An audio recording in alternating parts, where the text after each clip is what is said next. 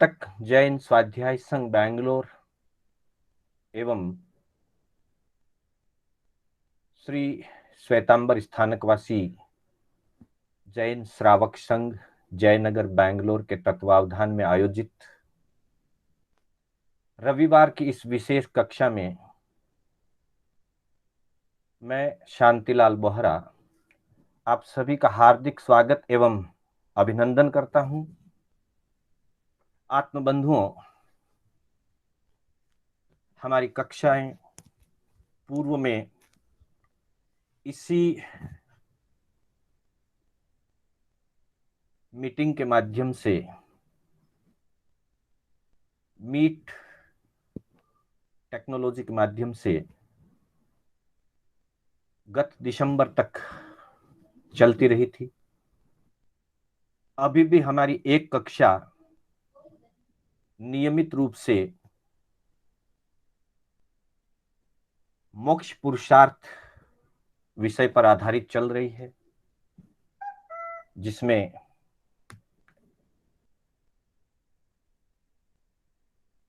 पूज्य उमेश मुनि जी महाराज साहब अणु के द्वारा रचित मोक्ष पुरुषार्थ पर हमारे वरिष्ठ स्वाध्यायी श्री नवरत्न जी साहब अंसाली विवेचना करते हैं। जो क्लास पहले सायकालीन 3:45 से 4:30 बजे तक चलती थी, वो अभी 1 तारीख से समय बदला था उसका। वो कक्षा अभी शाम को 7:45 से 8:30 तक चलती है। आप सभी उसमें लाभ ले रहे हैं। मैं संघ की ओर से आपका आभार व्यक्त करता हूं।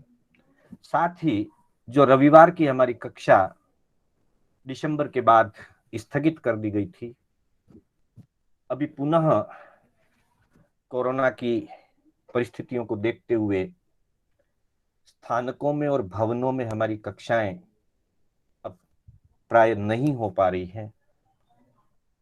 तो सभी की भावना के अनुसार और स्वाध्याय संघ के व्यवस्था के अनुसार पुनः ऑनलाइन कार्यक्रम हमने आज वापस रविवार का शुरू किया है। आप सभी से निवेदन है कि ज्यादा से ज्यादा इसमें अन्य अन्य सदस्यों को भी जोड़ने का प्रयास किया जाए। पूर्व कक्षाओं में हमने भगवान महावीर और जीवन दर्शन, अक्षय तृतीया एवं तीर्थंकर आदिनाथ भगवान,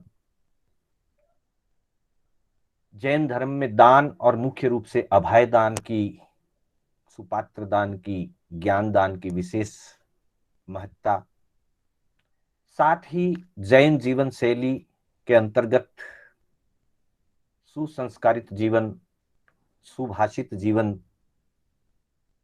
सुसंयमित जीवन आदि विषयों पर हमने चिंतन और चर्चा की थी। आज एक नए विषय के साथ हम प्रारंभ करने जा रहे हैं। आज का विषय है जीवन और चिंतन। बंधुओं, हमारे महापुरुषों का कहना है कि जैसा खाए अन्न वैसा बने मन, जैसा पिए पानी वैसी बोले वाणी, और जैसा करे विचार वैसा बने आचार। अर्थात जीवन के अंतर्गत हमारे आचरण, हमारी प्रवृत्तियां कैसी होती है और किस प्रकार से हमारी प्रवृत्तियां आगे बढ़ती हैं, हम क्या करते हैं, इन सब के पीछे हमारी सोच, हमारा चिंतन, हमारी विचारधारा बहुत ही महत्वपूर्ण स्थान रखती है। जीवन, जैसा कि पूर्व कक्षाओं में हमारी चर्चा हुई है कि जन्म से लेकर के मृत्यु पर्यंत। ये एक जीवन का एक स्वरूप है।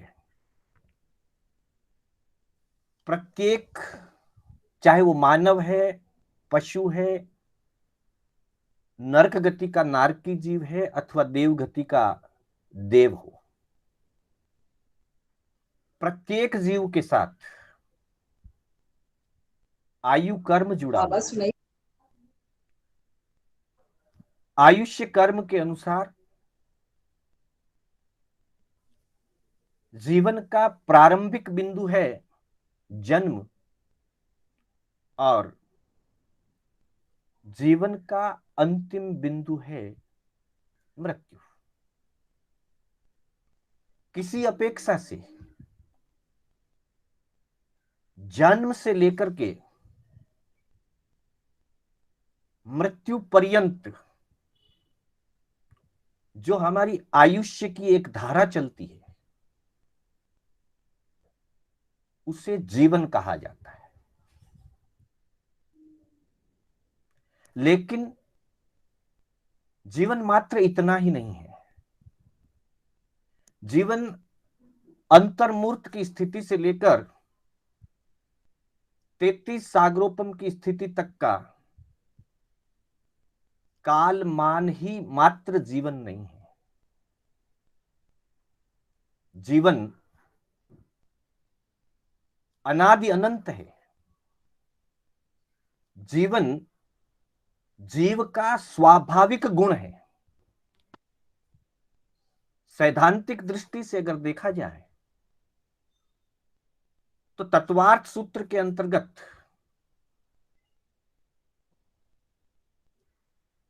5 भावों की चर्चा करते हुए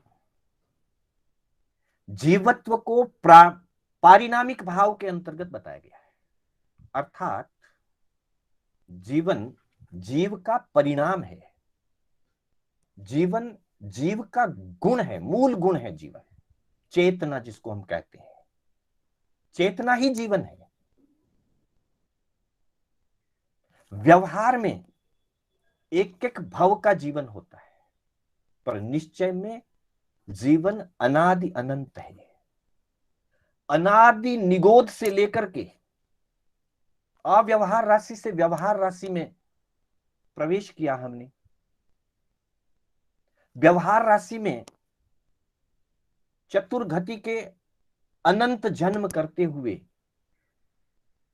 जीवन के कई उतार चढ़ाव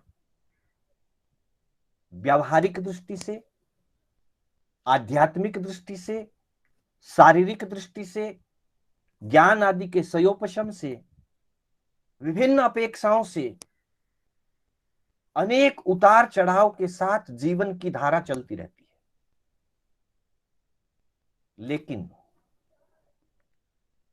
मुख्य रूप से जो महत्वपूर्ण जीवन है वो मनुष्य का जीवन है। तिर्यंच गति में मात्र जीव अपनी आहार, भय, मैथुन और परिग्रह इन संज्ञाओं की पूर्ति तक ही सीमित रहता है। पशु को भूख लगती है तो वो बिना विवेक जो सामने उपलब्ध होता है, वो ठंडा है, बासी है, ताजा है या विकृत है, वो खाने योग्य है, न खाने योग्य है, खाद्य है या अखाद्य है, भूख लगती है वो खा लेता है। वो सिर्फ आहार संज्ञा में जीता है। जब भय महसूस होता है तो अपने आप का बचाव करने के लिए कहीं दुबक करके बैठ जाता है। जब विकार की स्थिति बनती है तो विकारग्रस्त होकर के भोग भोग लेता है। और परिग्रह की भावना, परिग्रह संज्ञा पशु में भी होती है। वो भर पेट खाता है और बचा करके रखने का भी प्रयास करता है। एक चिंटी, छोटा सा प्राणी, परिग्रह संज्ञा क्या होती हम समझ सकते हैं। एक छोटा सा प्राणी, चिंटी जितना सा जीव, शक्कर का एक दाना मिल जाए तो उसे उठा करके लेकर के चलती है और अपने बिल में जाकर के कहीं सुरक्षित उसको रख करके आती है। यह है परिग्रह संज्ञा।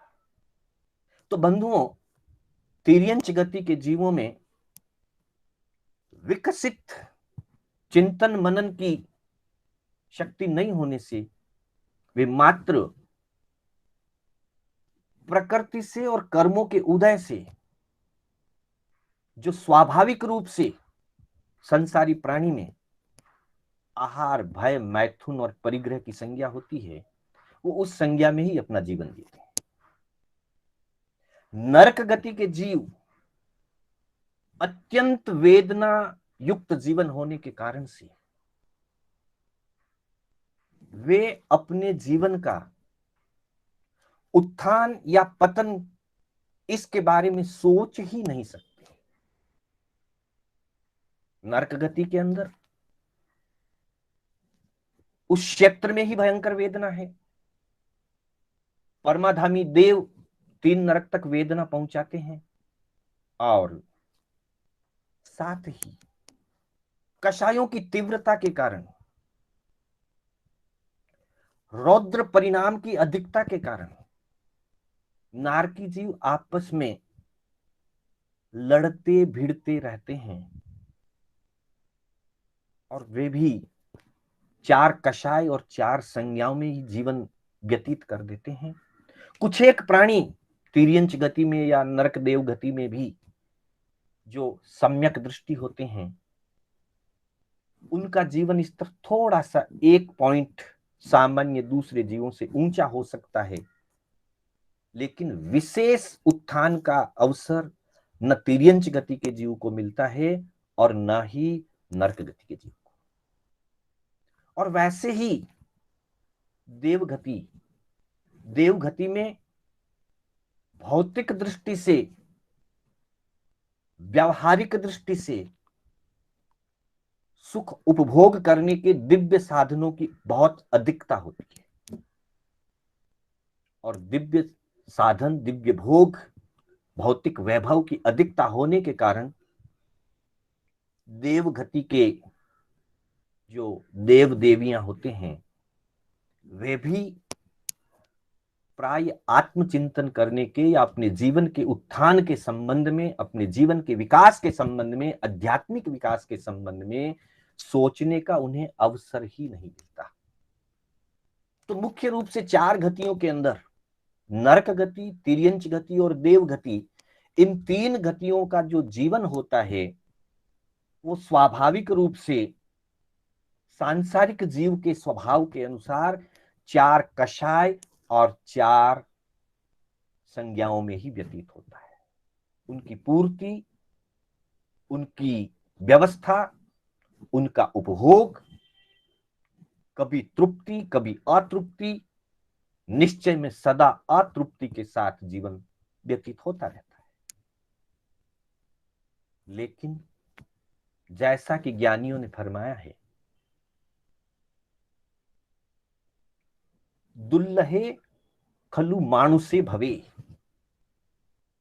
निश्चित ही मनुष्य भाव को दुर्लभ कहा गया है, क्योंकि 84 लाख जीव योनियों में परिभ्रमण करते हुए अनंत पुण्यवानी का योग होने पर, विशिष्ट कर्मों का सयोपशम होने पर जीव को कदाचित मनुष्य भाव की प्राप्ति होती है। उत्तराध्ययन सूत्र के अंतर्गत 10वें अध्ययन में प्रभु महावीर ने फरमाया है, पृथ्वीकाय, अपकाय, तेउकाय, वायुकाय, वनस्पति काय, 5 स्थावर, फिर बेन्द्री, तेन्द्री और चौरेन्द्री, 3 विकलेन्द्रिय, 8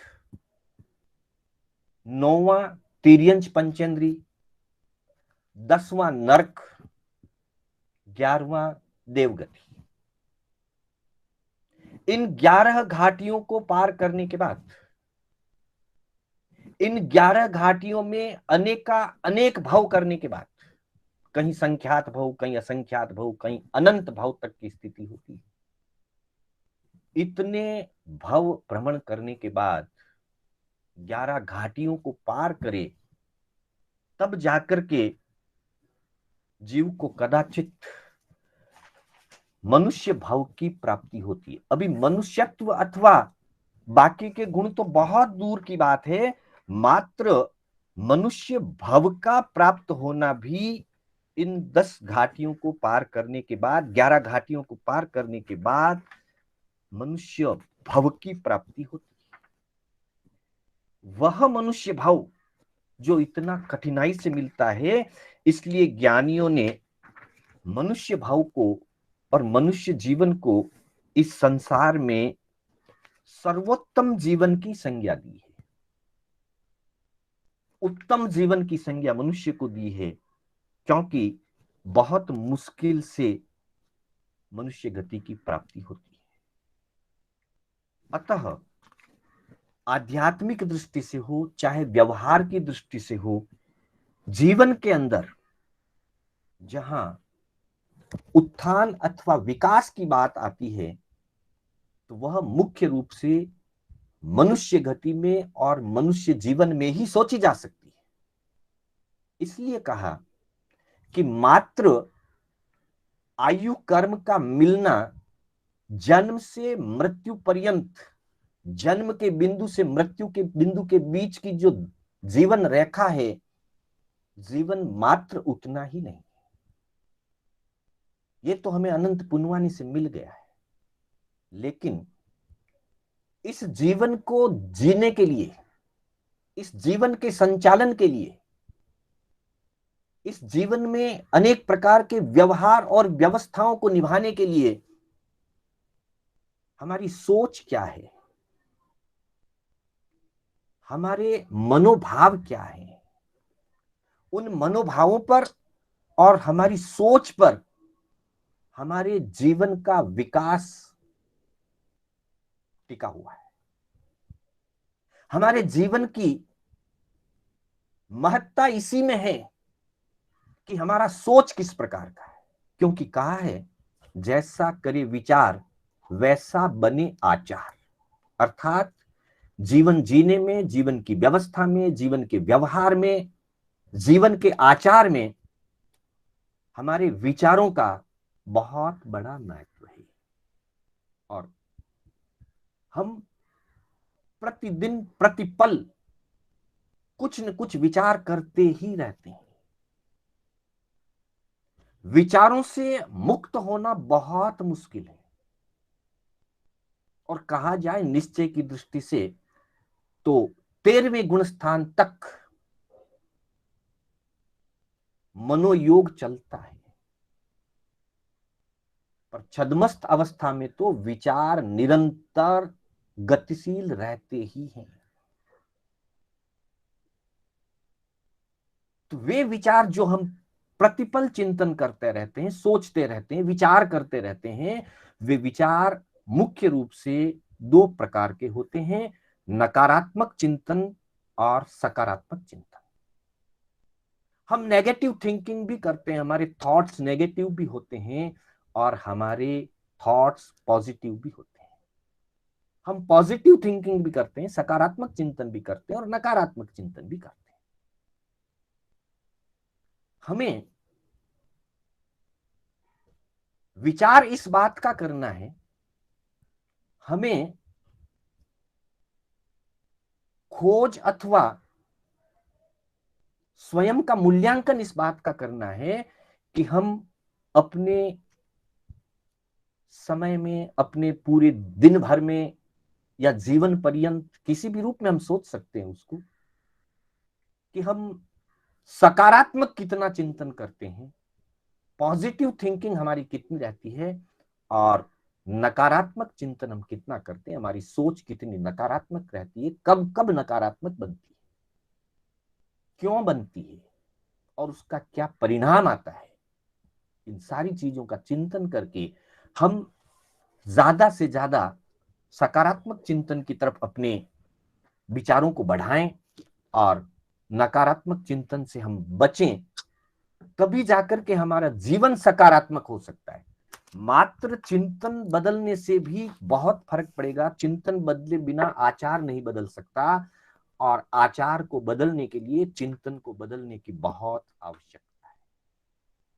तो बंधुओं, हम विचार करें कि नकारात्मक चिंतन क्या है और क्यों आता है, और सकारात्मक चिंतन क्या है और क्यों आता है। तो पहले मुख्य रूप से हम थोड़ा सा नकारात्मक चिंतन के बारे में विचार करते हैं। बंधुओं, प्रत्येक संसारी जीव के कर्मों का उदय रहता है।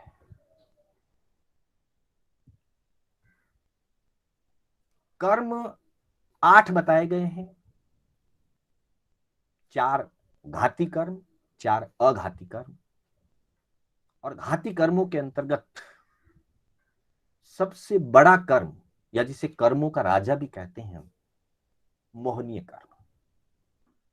मोहनीय कर्म की 28 प्रकृतियों के अंदर एक प्रकृति है भय मोहनीय।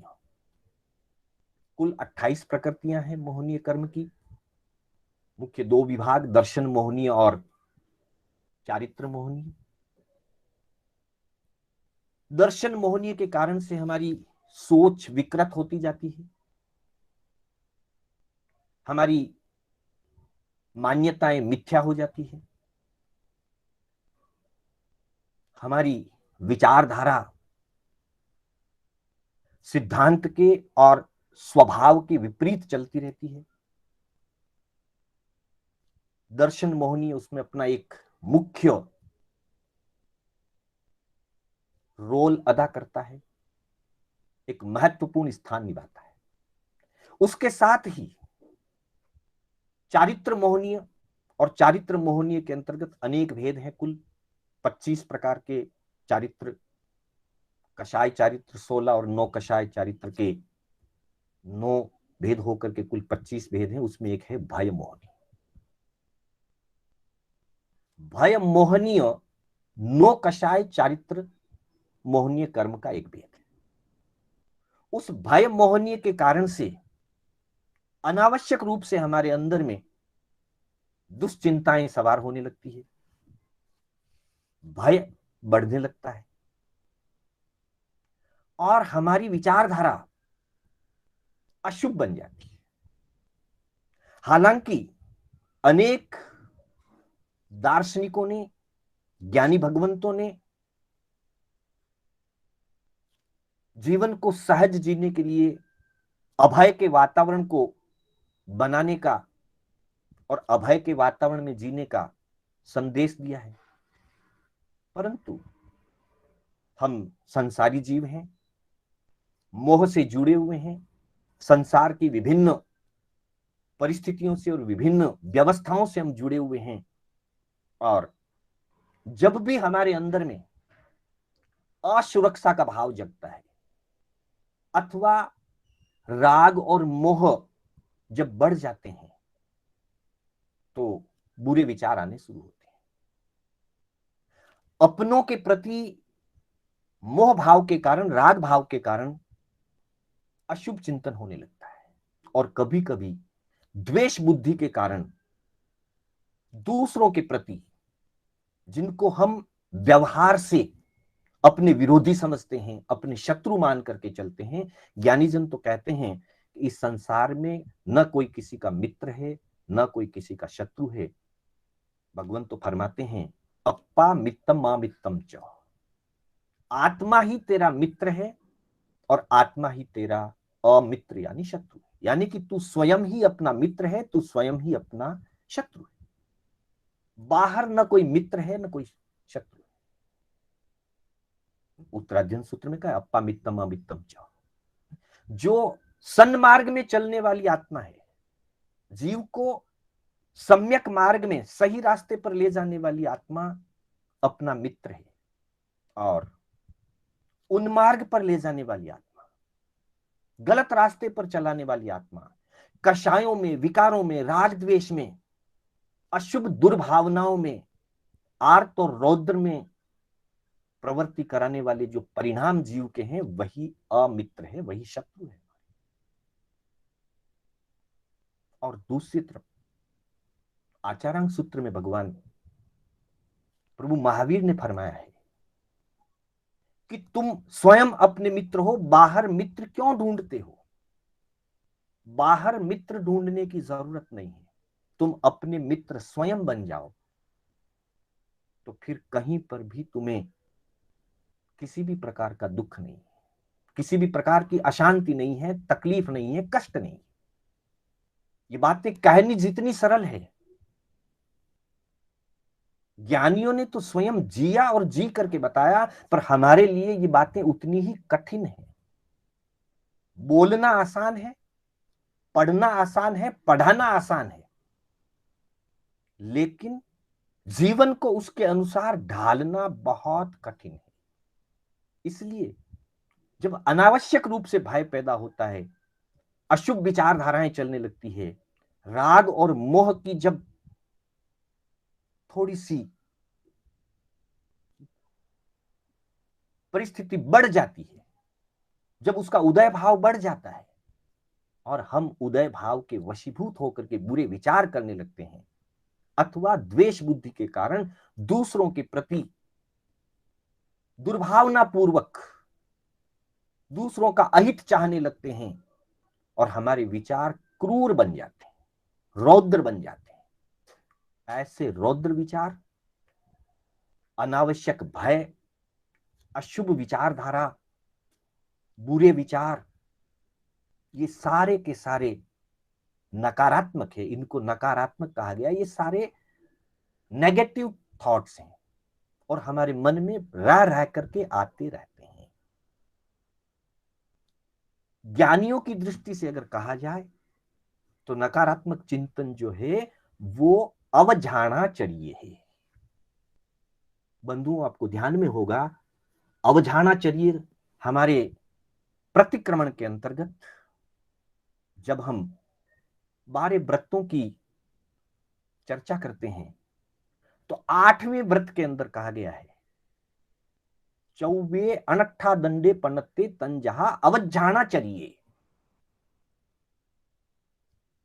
अप ध्यान आचरण अर्थात आर्त ध्यान और रौद्र ध्यान करना, इसको ज्ञानी भगवंतों ने अप ध्यानाचरण कहा है, अर्थात यही नकारात्मक चिंतन है। आर्त ध्यान और रौद्र ध्यान ही नेगेटिव थिंकिंग है, वही नेगेटिव थॉट है, और उसी के कारण से, आर्त ध्यान और रौद्र ध्यान के कारण से अनर्थ दंड का पाप लगता है। और भगवान ने, प्रभु महावीर ने श्रावक को अनर्थ दंड का त्याग करना बताया, अर्थात आर्त ध्यान और रौद्र ध्यान को छोड़ना बताया। हम जब बृहद आलोचना पढ़ते हैं उसमें भी पढ़ते हैं, पहला ध्यान और दूसरा ध्यान छोड़ने योग्य है, आर्त ध्यान और रौद्र ध्यान छोड़ने योग्य है। फिर भी मोह के वशीभूत आ जाता है, उससे बचने का उपाय करना है। तो आर्त ध्यान और रौद्र ध्यान को छोड़ करके धर्म ध्यान में रहना, यही सकारात्मक चिंतन है। नकारात्मक चिंतन से क्या क्या अहित होता है उसकी हम चर्चा करने से पहले थोड़ा सा सकारात्मक चिंतन के बारे में विचार करें कि सकारात्मक चिंतन क्या है। विद्वज्जनों ने कहा है, नेक्स्ट स्लाइड में हम देखेंगे सकारात्मक चिंतन क्या है। जब जब भी हमारे में भूतकाल की कोई दुर्घटना, पूर्व में किसी के साथ कोई लड़ाई झगड़ा हुआ, कोई कशाई हुई, किसी ने हमको व्यवहारिक दृष्टि से परेशान किया, ज्ञानियों की दृष्टि में तो कोई किसी को परेशान करता ही नहीं, अपने ही कर्मों के उदय से व्यक्ति को सुख दुख की अनुभूति होती है, सुख दुख का वातावरण बनता है। व्यवहारिक दृष्टि से उसमें कोई न कोई दूसरा व्यक्ति, वस्तु, घटना, वातावरण निमित्त बनते हैं, और हमारी दृष्टि स्व केंद्रित कम रहती है, इसलिए हम अपने उपादान की तरफ दृष्टि कम डालते हैं और निमित्त की तरफ दृष्टि ज्यादा डालते हैं। इसके संदर्भ में गुरुजी पटवा जी एक उदाहरण फरमाया करते थे कि दो दृष्टियां होती है जीव की, एक होती है श्वान वृत्ति और एक होती है सिंह वृत्ति। श्वान वृत्ति अर्थात श्वान कहते हैं कुत्ते को, संस्कृत शब्द है श्वान। तो गुरुजी कहा करते हैं कि एक व्यक्ति ने कुत्ते को लाठी से मारा। वैसी स्थिति में कुत्ता उस लाठी के ऊपर झपटा मारता है। कुत्ता अपने जबड़ों से, अपने दांतों से उस लाठी को काटना शुरू करता है। दूसरी तरफ एक व्यक्ति ने शेर पर बंदूक चलाई, गोली चलाई। तब शेर बंदूक पर अपना पंजा नहीं मारता है, शेर सीधा उस व्यक्ति के ऊपर पंजा मारता है जिस व्यक्ति ने बंदूक चलाई। ये दो वृत्तियां हैं, श्वान वृत्ति और सिंह वृत्ति। अर्थात दोनों स्थिति में व्यक्ति लाठी से कुत्ते को मार रहा है, व्यक्ति बंदूक से शेर को मार रहा है, दोनों स्थिति में मारने वाली न लाठी है न बंदूक है। मारने वाला कौन है? व्यक्ति। परंतु कुत्ता लाठी पर झपटा मारता है और शेर व्यक्ति पर झपटा मारता है। ये उदाहरण कहकर के ज्ञानी जन फरमाते हैं कि अपने कर्मों का उदय, अपना स्वयं का उत्पादन, यह मूल कारण है। जैसे लाठी या बंदूक साधन है, मारक नहीं है। मारने वाला व्यक्ति है, लाठी को चलाने वाला व्यक्ति मारने वाला है, बंदूक को चलाने वाला व्यक्ति मारने वाला है। लाठी या बंदूक अपने आप पड़े पड़े किसी को नहीं मारते। वैसे ही अपने अशुभ कर्म का उदय न हो तो कोई भी व्यक्ति, वस्तु, घटना, वातावरण किसी भी रूप में हमें दुख पहुंचाने का, नुकसान पहुंचाने का निमित्त नहीं बन सकते। घटना निमित्त बनती है, वातावरण निमित्त बनता है, व्यक्ति निमित्त बनता है, वस्तु निमित्त बनती हैं, व्यवस्थाएं निमित्त बनती हैं, पर ये सारी चीजें लाठी या बंदूक के स्थान पर है। हमारे सुख दुख, शुभ अशुभ, अनुकूल प्रतिकूल, उन सारी चीजों के पीछे जो मूल कारण है वो मेरे स्वयं के बांधे हुए कर्म है, मेरा स्वयं का उपादान है। तो मुझे निमित्त पर प्रहार करने की बजाय अपने बंधे हुए अशुभ कर्मों पर प्रभाव, उस प्रभाव को दूर करने पर उस पर प्रहार करने की आवश्यकता है। अर्थात हमें श्वान वृत्ति से ऊपर उठ करके, निमित्त को दोष देने से बच करके उपादान पर दृष्टिपात करने की जरूरत है। जैसे ही उपादान पर दृष्टिपात होता है वैसे ही व्यक्ति भूतकाल की दुश्चिंताओं से दूर हटता है। अशुभ वातावरण, अशुभ व्यक्ति के निमित्त आदि से वो दूर हट करके स्वयं पर दृष्टि डालता है। और वैसे ही भविष्य काल के जो ख्याली विचार हैं, योजना बनाना अलग बात है। भूतकाल से शिक्षा लेना जरूरी है, भविष्य काल के लिए सही योजना बनाना भी जरूरी है। उसके लिए ज्ञानियों ने कहीं पर भी निषेध नहीं किया। भूतकाल की गलतियों को सुधारें, भविष्य काल के लिए सही मार्ग चुन करके सही योजना का निर्णय करें, यह जरूरी है। लेकिन मात्र भूतकाल की दुश्चिंताओं में रह जाना अथवा भविष्य काल के ख्याली विचारों में ही समय व्यतीत करते रहना, उसमें तो मात्र आर्त ध्यान और रौद्र ध्यान ही होता है, और चिंतन प्राय उसमें नकारात्मक ही चलता है। इसलिए इन दोनों से बचें, भूतकाल की दुश्चिंताओं से बचें। शिक्षा जरूर लें हम भूतकाल से, भूतकाल में हमने गलतियां की है। मनुष्य मात्र गलतियों का पिटारा है, प्राणी मात्र गलतियां करते हैं। तो गलतियों से शिक्षा लें और भविष्य के लिए गलतियां ना करने वाली योजना बनाएं। परंतु उन्हीं में उलझे रहने से काम नहीं होगा। जो हमने भूतकाल से शिक्षा ली और भविष्य काल के लिए जो सही योजना बनाई है, उसके लिए वर्तमान में पुरुषार्थ करना होगा। पुरुषार्थ सिर्फ और सिर्फ वर्तमान में होता है। सबसे पहले हम अपने चिंतन को इस रूप में स्वीकार कर लें, जो होता है वो वर्तमान में होता है। हम पुनः भूतकाल में जाकर कुछ कर नहीं सकते कि जो मैंने कल कर दिया, आज पता चला कि वो मैंने ठीक नहीं किया, तो मैं उसकी क्षमा याचना कर सकता हूं, पर वो क्षमा याचना वर्तमान में होगी। मैं अपनी गलती को सुधार सकता हूं, लेकिन वो गलती वर्तमान में सुधरेगी। मैं भूतकाल में नहीं जा सकता। कोई भी जीव पुनः भूतकाल में नहीं जा सकता, और न हम आने वाले काल को अभी जी सकते हैं। भविष्य को हम वर्तमान में नहीं जी सकते। जो कल आया नहीं है, कल आएगा, उसमें हम आज कुछ नहीं कर सकते। जो कल आज बन जाएगा, तभी हम कुछ कर पाएंगे।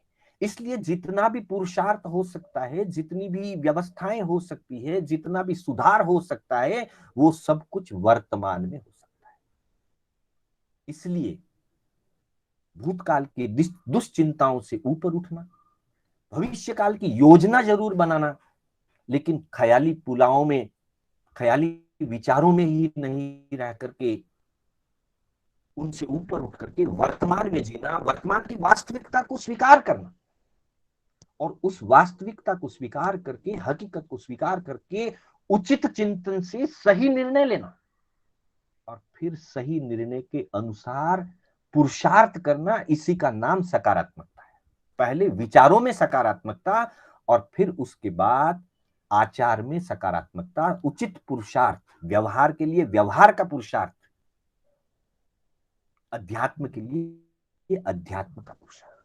क्योंकि हमें अपना व्यवहारिक जीवन भी सुंदर और सुखमय बनाना है, स्वयं के लिए भी, और हमारे सराउंडिंग रहने वाले, हमारे आसपास में रहने वाले सभी जीवों के लिए भी हमें सकारात्मकता का वातावरण तैयार करना। अर्थात आर्त ध्यान और रौद्र ध्यान से ऊपर उठ करके धर्म ध्यान का चिंतन ही सही अर्थों में सकारात्मकता है। हालांकि धर्म ध्यान का विषय बहुत सुदीर्घ है, पर धर्म ध्यान का प्रारंभिक स्तर भी हमारे में आ जाए, तब भी हमारे अंदर सकारात्मकता शुरू हो जाएगी।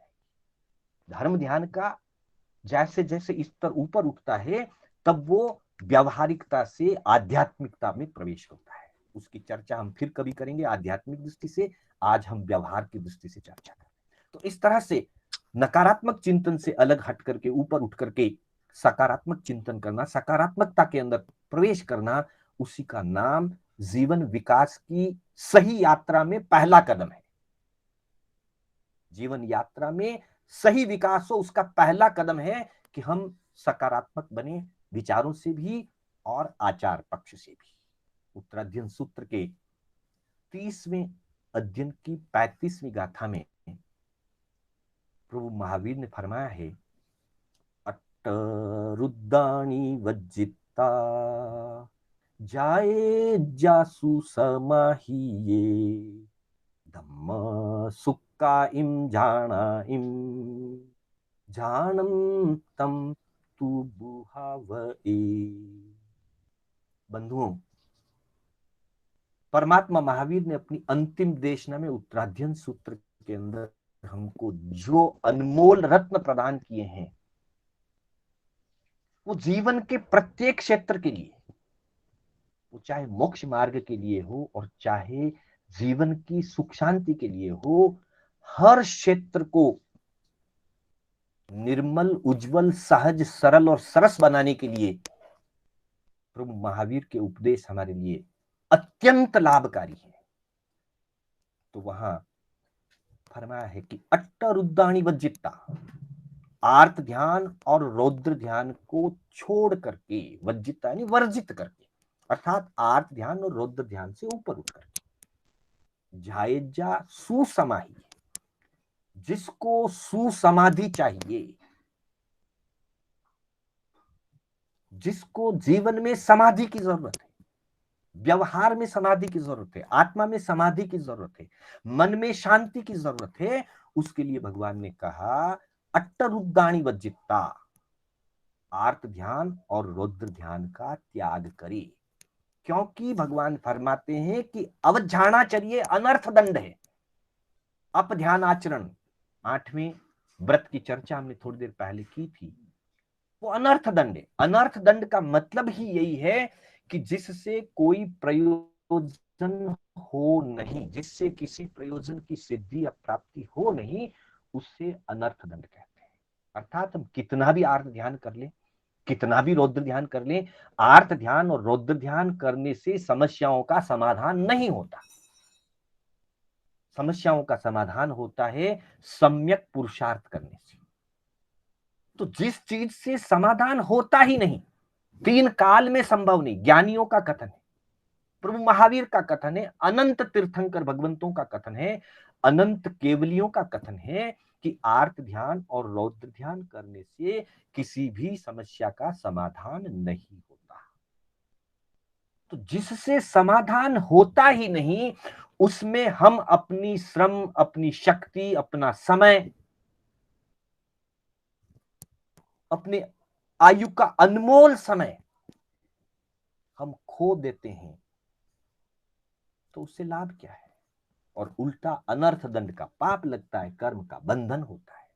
इसलिए कहा कि जो सुसमाधि में रहना चाहता है, जो समाधि प्रिय है, जिसको समाधि अच्छी लगती है, स्वयं के लिए भी और संसार के समस्त जीवों के लिए भी, जिसको समाधि की चाहना है, समाधि की मनोभावना है, उसे आर्त ध्यान और रौद्र ध्यान का त्याग करके धर्म ध्यान और शुक्ल ध्यान में अपना समय लगाना चाहिए। अपना श्रम, अपना समय, अपने आयु का अनमोल जो समय हमारे पास है, वो समय हम आर्त और रुद्र को छोड़ करके, अर्थात नकारात्मकता को छोड़ करके, वर्तमान में 5वां आ रहा है, शुक्ल ध्यान नहीं होता है, परंतु धर्म ध्यान तो हो सकता है।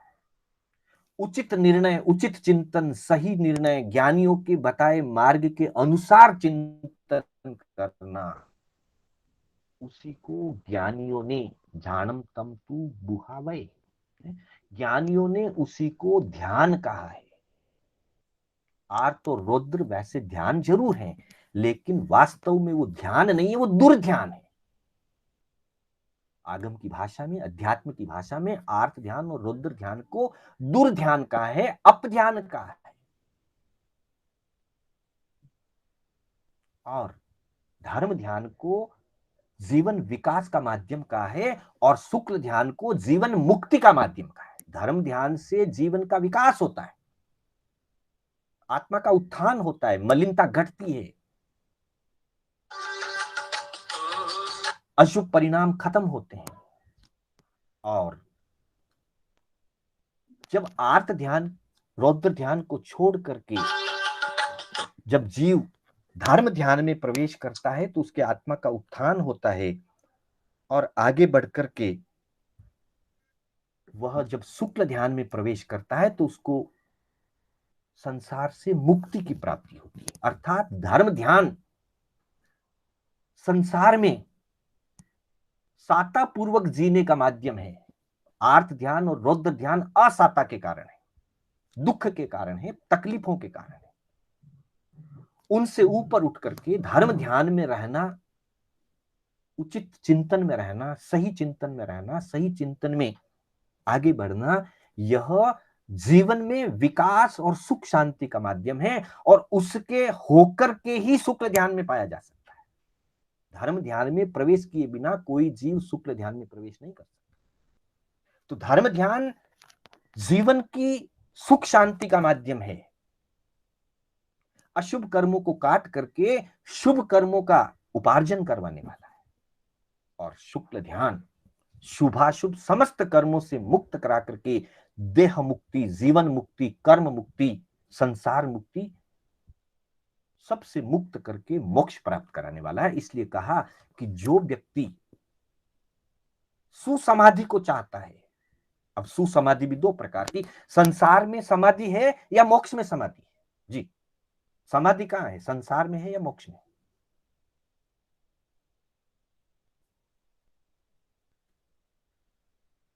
कोई भी व्यक्ति अपनी बात रख सकता है एक शब्द में कि संसार में है समाधि या मुक्ति में? संसार में है मास्टर जी, संसार मोक्ष में तो कुछ नहीं है हमारे। मोक्ष में कुछ नहीं। अच्छा, और कोई उत्तर? देखिए, संपूर्ण समाधि मोक्ष में है, कुछ न होना ही समाधि है। अभी भाई साहब ने कहा मोक्ष में कुछ नहीं है, बिल्कुल सही बात है, मोक्ष में कुछ नहीं है। व्यवहारिक दृष्टि से मोक्ष में कुछ नहीं है, पर आध्यात्मिक दृष्टि से मोक्ष में ही सब कुछ है। इसलिए संपूर्ण सुसमाधि मोक्ष में है, क्योंकि वहां कुछ नहीं है। जहां कुछ कुछ भी होता है वहां असमाधि होती है। पर संसार में भी समाधि चाहिए। संसार में समाधि का मतलब है सातापूर्वक, सहजता से, सरलता से, सद्भावना से जीवन जीना, इसका नाम है समाधि। अर्थात आदि व्याधि उपाधि से, अशांति से, रोगों से, मन के दुष्परिणामों से, वचन की कटुता से, काया की अयतना से, इन सब से ऊपर उठना धर्म ध्यान है, यतना है, और उसी का नाम समाधि है। इसलिए प्रारंभ समाधि का इसी संसार में होता है और उसकी पूर्णता मोक्ष में प्राप्त होती है। इसलिए ज्ञानी भगवंत कहते हैं कि धर्म ध्यान और शुक्र ध्यान को ही ध्यान कहा गया है। और जो सुसमाधि को चाहता है वो आर्त ध्यान और रौद्र ध्यान का त्याग करके धर्म ध्यान और शुक्ल ध्यान में प्रवेश करे। और प्रवेश द्वार सकारात्मक चिंतन से शुरू होता है। सकारात्मक चिंतन जीव को धर्म ध्यान में प्रवेश कराता है, और धर्म ध्यान से आगे बढ़ता हुआ जीव आगे चलकर शुक्ल ध्यान में प्रवेश कर सकता है। पांचवें आरे में धर्म ध्यान से आगे विकास नहीं है। जब चौथा आरा, तीसरा आरा का भाग होता है, अथवा महाविदेश क्षेत्र में सदाकाल शुक्ल ध्यान होता है, तो उस समय शुक्ल ध्यान में प्रवेश किया जा सकता है। आगे चल करके कहा गया कि आखिर इससे लाभ क्या है, सकारात्मक चिंतन से क्या लाभ है और नकारात्मक चिंतन का क्या दुष्परिणाम है। दोनों के परिणाम, हर क्रिया का अपना परिणाम होता है। कोई भी क्रिया निष्फल नहीं होती। अच्छी क्रिया का अच्छा फल होता है, बुरी क्रिया का बुरा फल होता है, पर रिजल्ट होता ही। ये विज्ञान का नियम है, ये दर्शन का नियम है, ये धर्म का नियम है, ये प्रकृति का नियम है कि जो भी क्रिया होगी उसका कोई न कोई परिणाम निकलेगा। तो नकारात्मक चिंतन से क्या होता है, जैसे ही हमारे मन में नकारात्मक चिंतन आता है, नेगेटिव थॉट आती है, हमारे मन में तनाव शुरू हो जाता है। और उसकी जगह अगर सकारात्मक चिंतन हो तो जीवन में सहजता आती है, मन में सहजता आती है। एक उदाहरण से समझिए, मान लीजिए घर का पुत्र रोज सुबह ऑफिस जाता है और रोज रात को 9 बजे घर आता है। किसी की 9 बजे की समय व्यवस्था हो सकती है, किसी की 8 बजे हो सकती है, 5 बजे हो सकती है, जो भी जिसका समय है। मान लीजिए जिसका समय 9 बजे आने का है, आज 9:30 बज गई, 10 बज गई, अभी तक बेटा घर नहीं लौटा। न कोई फोन आया, न कोई समाचार आया, न कोई मैसेज आया, और बेटा घर नहीं लौटा। मैं घर में हूं, आप घर में हैं, आपका बेटा नहीं लौटा है, मेरा बेटा नहीं लौटा है। ऐसी स्थिति में हमारे मन में क्या विचार आता है जी? हम क्या सोचेंगे? इमीडिएटली हमारे मन में क्या विचार आएगा? कोई भी एक बंधु अपनी बात रखे। अशुभ विचार आएंगे मास्टर जी। अशुभ शुभ विचार विचार तो आने से रहे। हाँ, अशुभ क्या हुआ, एक्सीडेंट हो गया क्या, कुछ हो गया क्या हुआ, फोन नहीं आया, तो अशुभ विचार बिल्कुल पहले मन में आएंगे, बाद में भले शुभ आ सकते हैं। ठीक है, बहुत धन्यवाद। अब ये देखिए, ये नकारात्मक चिंतन है। ये क्यों है? क्योंकि हमने पहले बात की थी कि नकारात्मक चिंतन के मूल में कारण है आर्त ध्यान, रौद्र ध्यान, मोह और मोहनीय कर्म के अंतर्गत भय। तो हमको भय शुरू हो गया, और भय शुरू होते ही हमारे अंदर तनाव आया, और तनाव आने के कारण से हमारे मन में अशुभ विचार, नेगेटिव थॉट्स, नेगेटिव थिंकिंग शुरू हो गई। अब सोचिए, क्या हम ऐसा नहीं सोच सकते थे कि हो सकता है आज दुकान में कोई बड़ी डील हो रही हो, कोई बड़ा व्यापारी आया हो, इसलिए फोन भी डोंट डिस्टर्ब कर दिया हो, इसलिए फोन नहीं लग रहा है। अगर हम ऐसा सोचें तो हम सहज हो जाएंगे, हमारे मन के परिणामों के अंदर एक खुशी का वातावरण संचरित होगा, और अन्यथा हम तनावग्रस्त हो जाते हैं। जैसे ही तनाव आता है, हम अनिश्चितता की ओर चले जाते हैं। अब हम कुछ भी निर्णय की स्थिति में नहीं है, क्या हो गया होगा, हमको नहीं मालूम है कि क्या हुआ। हम ये निर्णय नहीं करते कि एक्सीडेंट हो गया है, पर हमको लगता है कहीं एक्सीडेंट तो नहीं हो गया, मतलब हम अनिश्चितता में चले जाते हैं। और जैसे ही सकारात्मक में आ गए, नहीं, आ जाएगा, अगर ऐसा कुछ होता तो समाचार मिल जाता, जरूर कोई कार्य होगा, किसी काम में वो अटका हुआ होगा, हम निश्चित हो जाते हैं। जैसे ही हम निश्चित होते हैं तो हमारे मन में थोड़ी शांति आती है, अन्यथा मन अशांत हो जाता है। जैसे ही नकारात्मक चिंतन हुआ, हमने बुरा सोचा, बुरा सोचते ही तनाव बढ़ा, तनाव बढ़ते ही विज्ञान इस बात को मानती है कि जैसे ही हमारे नकारात्मक थॉट होती है, तनाव बढ़ता है, तनाव बढ़ते हैं तो हमारे शरीर में विभिन्न प्रकार की जो ग्लैंड्स, ग्रंथियां जो है, उन ग्रंथियों से जो नियमित रूप से एंजाइम, रस जिसको कहते हैं, एंजाइम कहते हैं अंग्रेजी की भाषा में, कि वो जो रस निकलते रहते हैं वो विकृत होने लगते हैं, और विकृत होकर के हमारे में अशांति पैदा करते हैं। अगर वही ग्रंथि सकारात्मक स्थिति में है तो लाभदायी एंजाइम, लाभदायी रसों का स्राव होता है। और जैसे ही नकारात्मकता बढ़ती है, जितनी जितनी नकारात्मकता बढ़ती है तो तनाव बढ़ता है, तनाव बढ़ता है तो क्रोध बढ़ता है, कषाय बढ़ते हैं, अनिश्चितता बढ़ती है, अशांति बढ़ती है, तो अंदर से जो एंजाइम है वो विकृत होने लगते हैं। और उन रसों की विकृति के कारण कलह और कषाय तो बढ़ता ही है, रोग बढ़ते हैं, बीमारियां बढ़ती है। फिर मन में विचार जब अशुभ होते हैं तो हम चिड़चिड़े होकर के कलह करने लग जाते हैं, कषाय और बढ़ जाता है, और हमारे अंदर का विश्वास टूटने लगता है, विश्वास कायम नहीं रह पाता। जैसे ही नकारात्मकता आती है, विश्वास खत्म हो जाता है, और जब विश्वास खत्म हो जाता है तो मन में संदेह पैदा होता है, और संदेह पैदा होने के कारण से परिवार में भी कई बार बिखराव होने शुरू हो जाता है। हमने एक नकारात्मकता को लेकर के कुछ गलत सोचना शुरू कर दिया, पुत्र के प्रति, बेटी के प्रति, भाई के प्रति। सिर्फ परिवार का मतलब सिर्फ कुटुंब ही नहीं है, हमारे व्यापार क्षेत्र के अंदर कोई पार्टनर भी हमारा परिवार है, कोई ग्राहक भी हमारा परिवार है, संघ के सदस्य हमारा परिवार है। यहां तो कह दिया गया है वसुधैव कुटुंबकम, संसार के समस्त प्राणी हमारा परिवार है, पूरी धरती हमारा कुटुंब है। तो इस तरह से जब हम अविश्वास में आते हैं तो पारिवारिक बिखराव शुरू होता है, वो चाहे परिवार घर का परिवार हो, व्यापारिक परिवार हो, संघ का परिवार हो, पूरी देश का परिवार हो, बिखराव पैदा होता है। और ये सारे अशुभ चीजें मन को अशुभता में ले जाते हैं। आर्त और रौद्र ध्यान बढ़ता है, राग और द्वेष बढ़ता है, और कर्मों का बंधन शुरू होता है। दूसरी तरफ जब हम सकारात्मक चिंतन करते हैं तो थोड़ा सहज हो जाते हैं। जैसे ही सकारात्मकता आती है, थोड़ी सहजता आ जाती है, फिर हम थोड़े निश्चित हो जाते हैं, ऊहापोह कम हो जाती है, मन में शांति आने हो जाएगा, ठीक है, सब ठीक है। जैसे हम कहते हैं ठीक है, सकारात्मक सोचते हैं, ठीक है कहते हैं। सकारात्मकता का यह अर्थ भी नहीं है कि हम लापरवाह हो जाए, लापरवाह कहीं नहीं होना है, सजग रहना है,